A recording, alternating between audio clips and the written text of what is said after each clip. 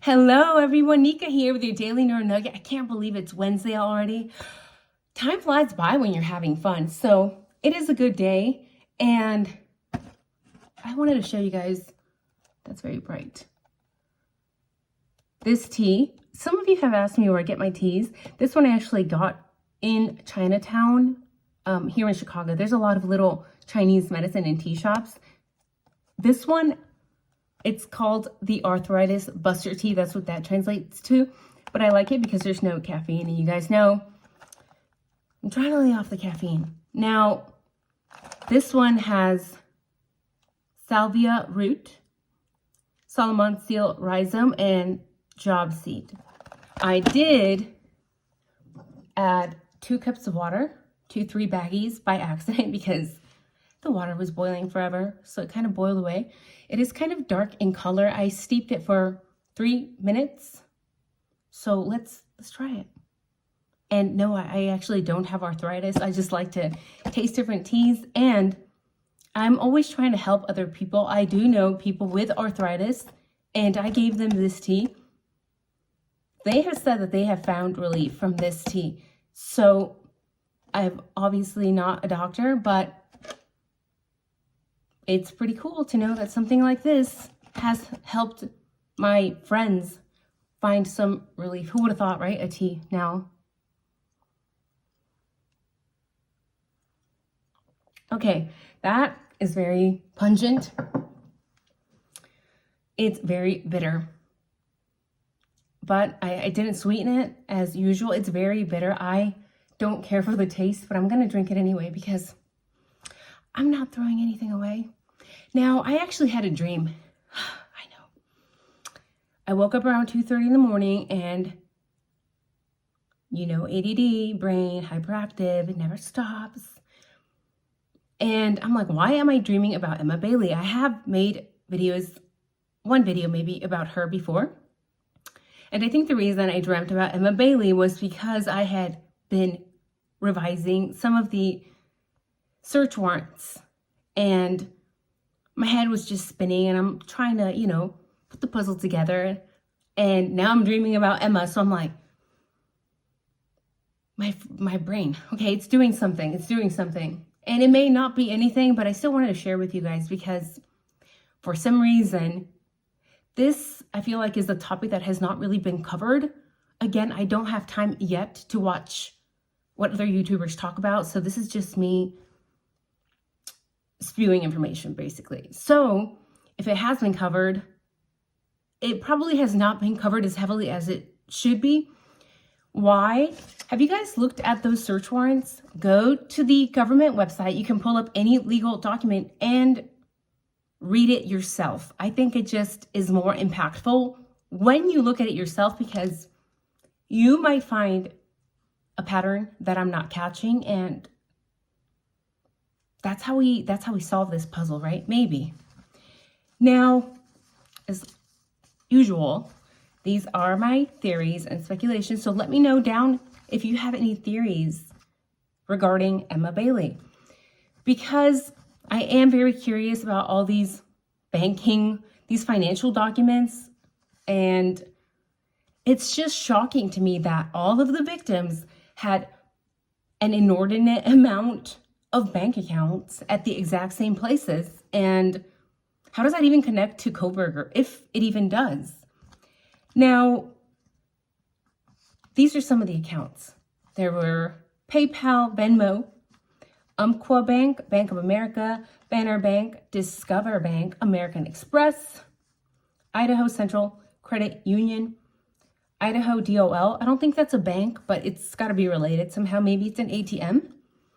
There's a Numerica Credit Union, Wells Fargo, Potlatch No. 1 Credit Union, also a CASHAPP, and Elin Financial, but that only Kaylee had. So that's a lot of freaking bank accounts. These are very young people with a lot of bank accounts. Do you find that strange?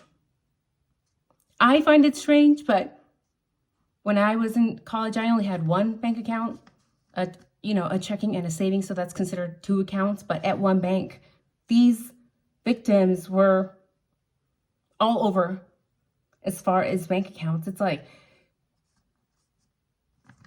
10, over 10 bank accounts each. Is that something that should be looked at? And maybe it is being looked into. Maybe they're just, you know, keeping us out of the loop as usual. But it is something that should be mentioned to Ann Taylor.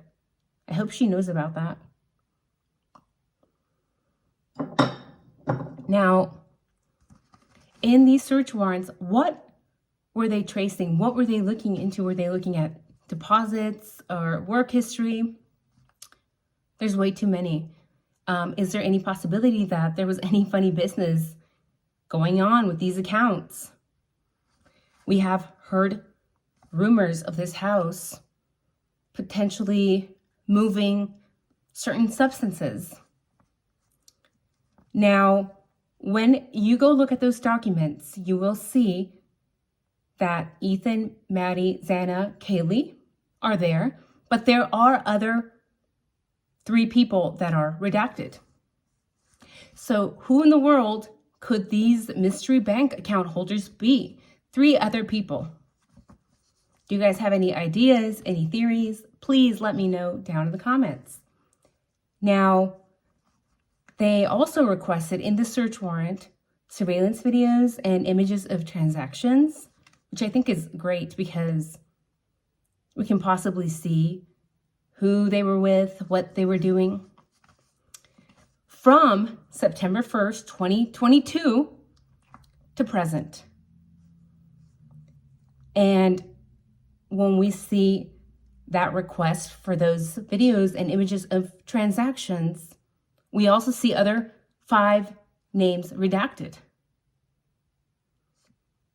Who are these people?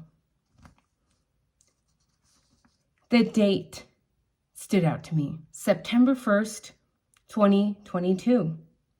Why did they start tracking these surveillance videos and images from that date and not before? A lot of the other transactions start, or a lot of the other warrants start in June, in July. These videos, September 1st. Okay. Now, there is a September 1st video where a young female gets pulled over September 1st, 2022 at 20:52 p.m. for running a red light and a DUI. Who is this young woman? Is that Emma Bailey? To me, it looks a lot like Emma Bailey. And is that another coincidence? September 1st? They're looking at these videos, but there's also a stop of somebody that looks like Emma, in my opinion. And if that was Emma Bailey, we see that that video takes place right outside 1122 King Road. So if that was her, what was she doing at that house? And play that video. Listen to it very carefully. Do you hear somebody yelling Bailey in the background? Because I feel like I hear somebody saying Bailey, Bailey, Bailey. But maybe I'm just hearing things. I want your input. Please go watch the video. Now, how is Bailey linked to 1122? If that is her being stopped by the police on September 1st outside of 1122, how is she linked to the victims? Is there a link to the victims? Well, we do know that Emma Bailey is friends with Ashlyn Couch on Instagram. Who is Ashlyn Couch? Okay, she was on the lease at some point for 1122 King Road. I am curious though, was Ashlyn still on the lease when the IDAHO4 took place? So again, if that was Emma being pulled over, then there is a connection, an indirect connection, because Ashlyn lives there. So Ashlyn, girlfriend maybe with Demetrius. And we know all about Demetrius, right? Arrested, substances, then they were let go. Okay, this doesn't look good for the victims. When we see all these accounts, it does not paint a pretty picture, because it makes it come across as maybe they were doing something involving certain illegal substances. So many accounts under their names. Is this what Steve was referring to, that was going to come out and ruin the image of the victims? Obviously, it doesn't matter what they did, they still didn't deserve what took place. But I do find it interesting that there may be a connection here. So now I am wondering, is it Emma Bailey and Demetrius, or maybe Ashlyn, whose names were redacted on those search warrants for the financial documents? So just wanted to put that out there, because I'm dreaming about Emma freaking Bailey at 2:30 in the morning. I'm probably just going to stop reviewing legal documents before I go to bed, because it was a very strange dream. I'll just say that. So let me know down in the comments, is this a theory that we should be entertaining? Maybe.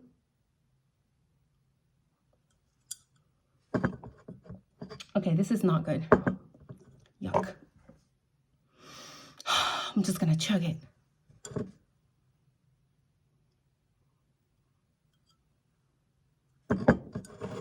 All right, guys. I don't recommend the taste. You guys have a good night. Take care. Leave me a little heart down in the comments. Leave me a green leaf in the comments if you think that there was some illegal stuff going on there potentially with the victims. Doesn't make them bad people. But yeah, leave me a little green leaf. I'm very curious. I'm going to count those green leaves up. You guys take care. Have a good night.